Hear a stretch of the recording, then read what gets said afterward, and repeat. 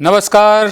अब जब सब कुछ खुल ही गया है, बाज़ार खुल गए हैं, दुकानें खुल गई हैं, नाई की दुकानें जिन्हें हेयर स्टाइलिस्ट सैलून भी कहा जाता है या आजकल की ज़ुबान में ब्यूटी सैलून भी कहा जाता है, वो खुल गए हैं, शराब की दुकानें तक खुल गई हैं। संसद क्यों नहीं खुल रही? हमारी असेंबलियाँ, विधानसभाएँ क्यों नहीं खुल रही? क्या विपक्ष की आवाज़ सुनना मंजूर नहीं है? अच्छा नहीं लगता जब सवाल पूछे जाए तो? बहरहाल इस सब में उम्मीद की एक छोटी सी किरण ये जागी जब सोमवार को हमारे उपराष्ट्रपति और राज्यसभा के अध्यक्ष वेंकैया नायडू और लोकसभा स्पीकर ओम बिरला के दरमियान एक मीटिंग हुई कि किस तरह से टेक्नोलॉजी का इस्तेमाल करते हुए एक दिन छोड़ के एक दिन लोकसभा और राज्यसभा की शुरुआत की जाए, उसके सेशंस किए जाए। जिन हालात में हम गुजर रहे हैं, विपक्ष की आवाज़ बहुत ज़रूरी है। एक तरफ़ा फैसले लिए जा रहे हैं, जैसे एक तरफ़ा मन की बात होती है, एक तरफ़ा फैसले लिए जा रहे हैं। ऐसे में विपक्ष की जो आवाज़ है वो बहुत ज़रूरी है। 23 मार्च को बजट सेशन जब चल रहा था, वो अचानक से रोकना पड़ा क्योंकि लॉकडाउन अनाउंसमेंट कर दिया था। और उस वक्त तब ये बात हुई थी कि टेक्नोलॉजी के ज़रिए हम कैसे इसको शुरू कर सकते हैं, जबकि ये जानते हुए कि जो भी लोकसभा में बोला जाता है या राज्यसभा में बोला जाता है वो कोई सीक्रेट तो होता नहीं है। लोकसभा टीवी उसको टेलीकास्ट करता है, राज्यसभा टीवी टेलीकास्ट करता है प्रोसीडिंग्स को। तो वर्चुअल जो होती है मीटिंग, उसको टेलीकास्ट करने में क्या हर्ज हो सकता है। और दूसरी बात, ये उन्होंने आपस में बात करी, इस पर भी चर्चा करी कि इस ऑप्शन को ज़रूर एक्सप्लोर करना चाहिए। ये सलाह दी थी डीएमके के एमपी तिरुचि सिवा ने। उन्होंने एक चिट्ठी लिखी थी मिस्टर नायडू को कि standing committee on home affairs होनी थी, कि वो उसमें आने में असमर्थ हैं चेन्नई से, क्योंकि जो जितने भी लॉकडाउन के कारण पाबंदियाँ लगी हुई हैं, संभव नहीं है कि वो यहाँ पर आ सके, मुमकिन नहीं है। आनंद शर्मा इस कमेटी के अध्यक्ष हैं। उन्होंने ये किया था, उन्होंने एक रिक्वेस्ट की थी वेंकैया नायडू से कि जो लोग दिल्ली नहीं आ सकते उनको वीडियो लिंक के ज़रिए उनसे बात की जाए, बाकी को दिल्ली में बात की जाए। लेकिन वेंकैया नायडू ने ये मांग ठुकरा दी थी। हम इंतज़ार करेंगे कि हमारी संसद कब शुरू होगी, हमारी असेंबलीज़ कब शुरू होंगी, विपक्ष की आवाज़ कब सुनी जाएगी, क्योंकि इस वक्त भी, ऐसे वक्त में भी United kingdom, Nepal, Turkey, Kuwait, Maldives, America और साउथ अफ्रीका में संसद चल रही हैं। उनकी जो अपनी अपनी बॉडीज़ हैं, इलेक्टेड बॉडीज़ जो हैं, वो चल रही हैं। हमारे यहाँ क्यों नहीं? 9 जून को ऐसा माना जा रहा है कि अमित शाह एक रैली करेंगे, वर्चुअल रैली, जिसमें बिहार के लोगों से बात की जाएगी, क्योंकि बिहार में चुनाव होने जा रहे हैं। तो बिहार में चुनावी रैली वैसे तो नहीं हो पाएगी जैसी होती है, जैसी हम देखते आए हैं, लाखों की तादाद में बसों में भर भर कर, ट्रेन्स में भर भर कर लोग लाए जाते हैं। ऐसे भी मामले सामने आए हैं जब उन्हें दिहाड़ी दी गई है। ठीक है, तो अब वो रैलीज तो नहीं होंगी, अब वर्चुअल रैली होंगी, टेली कॉन्फ्रेंसिंग के ज़रिए, वीडियो कॉन्फ्रेंसिंग के ज़रिए, फेसबुक लाइव के ज़रिए। तो बीजेपी का जो टारगेट है वो ये कि कम से कम 1 लाख लोग इस रैली में जुड़ें, और 243 असेंबली सीट्स हैं बिहार में। अब 1 लाख लोग जुड़ें, ये टारगेट है उनका। हमारे पास कोई तरीका नहीं है जानने का कि वाकई में कितने लोग जुड़े, 1 लाख जुड़े या 10,000 जुड़े या 1,000 भी नहीं जुड़े या 10 लाख जुड़े। कम से कम वो जो रैलियां होती थी पहले, जिसमें लोग भर भर के लाए जाते थे, उसमें आंखें देख सकती थी, इसमें हमें मालूम नहीं चलेगा। खैर, जो भी हो, ये एक बहुत अच्छी शुरुआत है। मैं बताता हूँ आपको क्यों।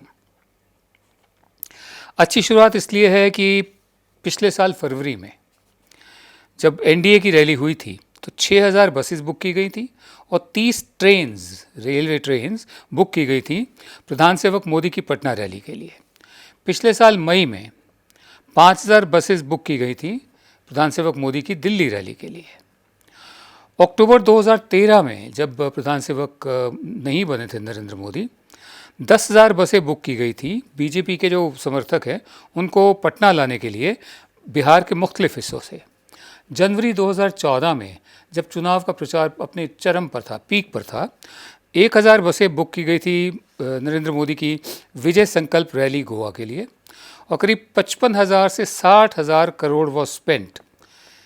55,000 से 60,000 करोड़ रुपए खर्च किया गया था लोकसभा इलेक्शंस में 2019 के, पिछले साल के। ये स्टडी की है सेंटर फॉर मीडिया स्टडीज़ ने, CMS ने, और करीब 100 करोड़ रुपए खर्च किए गए थे हर लोकसभा कॉन्स्टिट्यूएंसी में। मतलब इसका मतलब ये बनता है कि इफेक्टिवली लगभग 700 रुपया एक वोट के कीमत देनी पड़ी थी। मैं ये नहीं कह रहा कि रिश्वत दी गई थी, खर्चा आया था 700 रुपया। अब भारतीय जनता पार्टी की ये भी उसी रिपोर्ट का कहना है कि भारतीय जनता पार्टी जो है इसने 45% टोटल अमाउंट का खर्च किया था। अब ये जब सब होगा, इतने बड़े बड़े खर्चे हुए हैं, तो वर्चुअल रैली से ये फिजूल खर्ची बंद होगी और जो विज्ञापन दिए जाते हैं हम उम्मीद करते हैं कि अब वो भी बंद होंगे। अपने अपने चेहरों वाले विज्ञापन जो लोग देते हैं हमारे खर्चे पर, हमारे सेवक हैं ये, वो भी बंद हो गए। तो वर्चुअल रैली ये जानना मुश्किल होगा कि कितने लोगों ने अटेंड करी। हाँ, टारगेट ये 1 लाख कह लें, 10 लाख कह लें, जो मर्जी कह लें।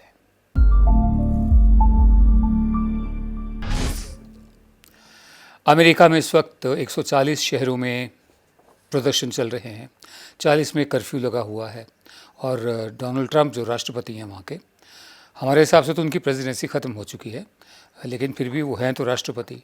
उन्होंने नेशनल सिक्योरिटी गार्ड जो हैं उनका इस्तेमाल करने का फ़ैसला किया है, और मुख्तलिफ गवर्नर्स जो हैं स्टेट्स के, उनसे कहा है कि वो पुलिस का, नेशनल जो सिक्योरिटी गार्ड्स हैं उनका मुकाबला करें, ताकि सड़कों पर, स्ट्रीट्स पर जहाँ ये प्रदर्शन हो रहे हैं सरकार हावी हो सके, आप लोग हावी हो सके। जवाब में, अब देखिए बहुत ध्यान से सुनने वाली बात है, आप में से बहुत से लोग जानते भी होंगे, ह्यूस्टन के पुलिस प्रमुख हैं आर्ट एसेवेडो।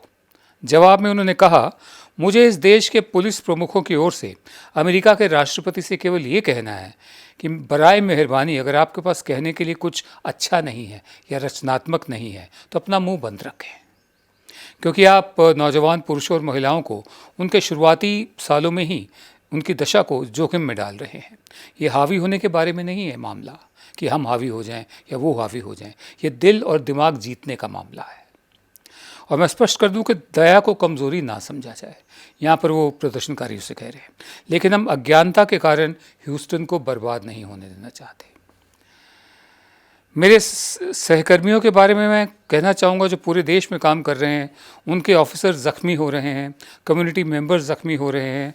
अगर आपके पास, फिर ये डोनाल्ड ट्रंप से कह रहे हैं, अगर आपके पास फॉरेस्ट गंप की तरह, फॉरेस्ट गंप एक फिल्म के कैरेक्टर थे जिनके पास बोलने को कुछ नहीं था, अगर आपके पास फॉरेस्ट गंप की तरह बोलने के लिए कुछ नहीं है तो आप कुछ मत कहें, अपना मुँह बंद रखिए, क्योंकि एक लीडरशिप का बुनियादी सिद्धांत है। इस समय हमें सबसे ज़्यादा लीडरशिप की ज़रूरत है। इससे मुझे बहुत ज़्यादा दुख होता है, क्योंकि हम किसी के लिए भी वोट करें या ना करें, फिर भी राष्ट्रपति तो हमारा ही है। ये समय है राष्ट्रपति की जिम्मेदारी निभाने का, ना कि ये दिखाने का कि आप नौसिखिए हैं, अनाड़ी हैं। ये हॉलीवुड नहीं है, ये वास्तविक ज़िंदगी है, असली ज़िंदगी है, और जाने जोखिम में है। मैं अमेरिकी लोगों से कहता हूं कि कृपया पुलिस के साथ जुड़ें, साथ खड़े हों, आइए इसे वहां शिफ्ट करें जहां इसकी ज़रूरत है, वोटिंग बूथ तक। अपने दिल की सुने और ध्यान से लोगों को चुनें, क्योंकि इस वक्त देश में बहुत से लोग हैं जो ईंटें फेंक रहे हैं, संपत्ति को नुकसान पहुंचा रहे हैं, वो कभी वोट देने की जहमत नहीं उठाएंगे। आपके पास विकल्प है, अपनी आवाज़ उठाएं, वोट करें और शांति से मार्च जारी रखें, ताकि ख़राब पुलिसिंग, अपराधी पुलिसिंग पर ध्यान केंद्रित रहे। ये पुलिस प्रमुख बोल रहे हैं, और आखिर में उनका कहना है, ईमानदारी से कहे तो ये सिर्फ पुलिसिंग के बारे में नहीं है। अगर ईमानदारी से कहें तो ये सिर्फ पुलिसिंग के बारे में नहीं है, ये समाज के बारे में है। हमारे देश में चल रही शिक्षा, स्वास्थ्य, खाना या जो कुछ हमारे लिए ज़रूरी है, उसको लेकर चल रही असमानता, इनइक्वालिटी के बारे में है। कृपया इसे नज़रअंदाज मत करें, इसका विरोध मत करें। अब क्या मुमकिन है कि हमारे यहाँ का कोई पुलिस प्रमुख ऐसी बात कह दे किसी भी मुख्यमंत्री से या मंत्री से या प्रधान सेवक से? ज़्यादातर पुलिस प्रमुख हाथ बांधकर चपरासियों की तरह खड़े हमने देखे हैं। इस तरह की जो कैरेक्टर, असली कैरेक्टर की पहचान ये है। बहरहाल मुझे जॉर्ज बर्नार्ड शॉ की 2 पंक्तियाँ याद आ रही हैं, इनका हिंदी तर्जुमा आप खुद कर लें। उनका कहना है, where equality is assumed, subordination is also assumed. नमस्कार।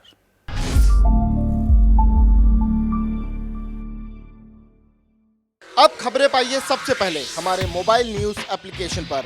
एंड्रॉइड या iOS प्लेटफॉर्म पर जाइए, HW न्यूज नेटवर्क को सर्च कीजिए, डाउनलोड कीजिए और अपनी सुविधानुसार भाषा का चयन कीजिए।